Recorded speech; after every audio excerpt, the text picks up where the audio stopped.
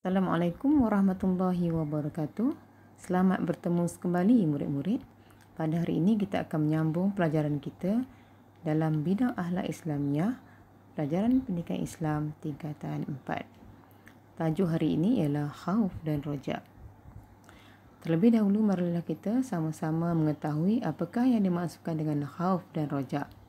Khauf bermaksud takut kepada kemurkaan dan azab Allah Subhanahu Wa Taala dengan menjauhi segala larangannya. Manakala roja ialah mengharapkan keredaan Allah Subhanahu Wa Taala dengan melaksanakan segala perintahnya. Marilah kita lihat kata kunci bagi khauf. Khauf kata kuncinya ialah takut, ya, sebab kita takut kepada kemurkaan Allah Subhanahu Wa Taala. Manakala roja kata kuncinya ialah harap. Kita mengharap kepada keredaan Allah Subhanahu Wa Taala. Seterusnya kita lihat dalil nakli khauf.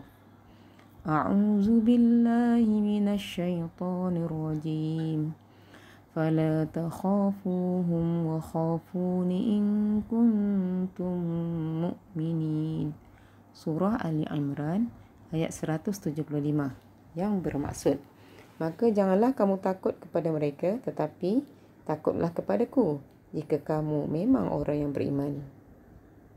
Seterusnya kita lihat dalil nakli roja. A'udzu billahi minasyaitonir rajim. Tatajafa junubuhum 'anil madaji' yad'una rabbahum khawfan wa tama'a wa mimma razaqnahum yunfiqun. Surah As-Sajdah ayat yang ke-16 bermaksud, mereka menjauhkan diri dari tempat tidur dan sentiasa berdoa kepada Tuhan mereka dengan perasaan takut serta penuh harap, dan mereka mendermakan sebahagian daripada apa yang kami rezekikan kepada mereka. Seterusnya, untuk mengetahui lebih lanjut khauf dan roja, kita lihat contoh khauf dan roja Rasulullah sallallahu alaihi wasallam.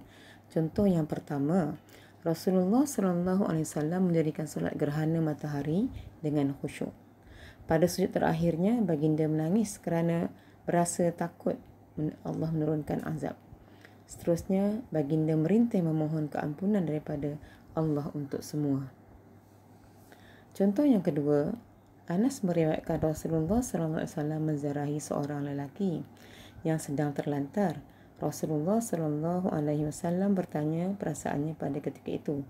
Lelaki itu memberitahu baginda bahawa dia sangat mengharapkan rahmat Allah dan berasa sangat takut akan dosa-dosa yang pernah dilakukannya.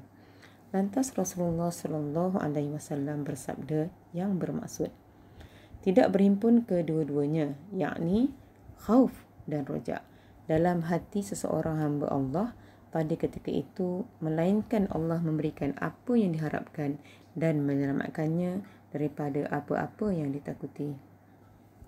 Seterusnya kita lihat konsep khauf dan raja yang seimbang.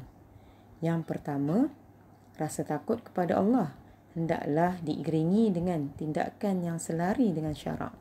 Yang kedua, seseorang yang mengharapkan keredaan Allah hendaklah melakukan amal ibadah dan menjauhi perbuatan maksiat.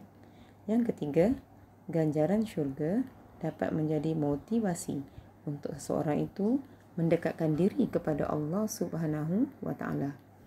Yang keempat, perasaan khauf terhadap balasan neraka akan menjadi benteng daripada keinginan melakukan maksiat. Manakala yang keempat, perasaan roja akan mendorong seseorang untuk berlumba-lumba melakukan ibadah tanpa putus asa terhadap rahmat Allah Subhanahu Wa Taala. Yang keenam, khauf dan roja hendaklah berpaksikan husnuzan. Apa maksud husnuzan? Husnuzan ialah baik sangka. Seterusnya kita lihat apakah hikmah khauf dan roja. Hikmah yang pertama, melahirkan insan yang sentiasa mengingati Allah Subhanahu Wa Taala.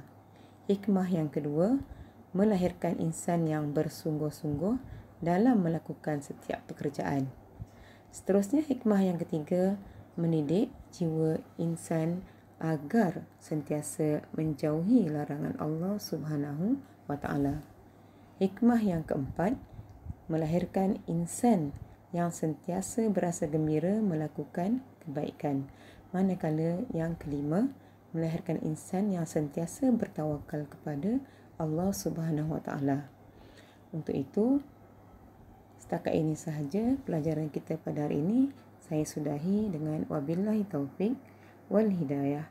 Wassalamualaikum warahmatullahi wabarakatuh.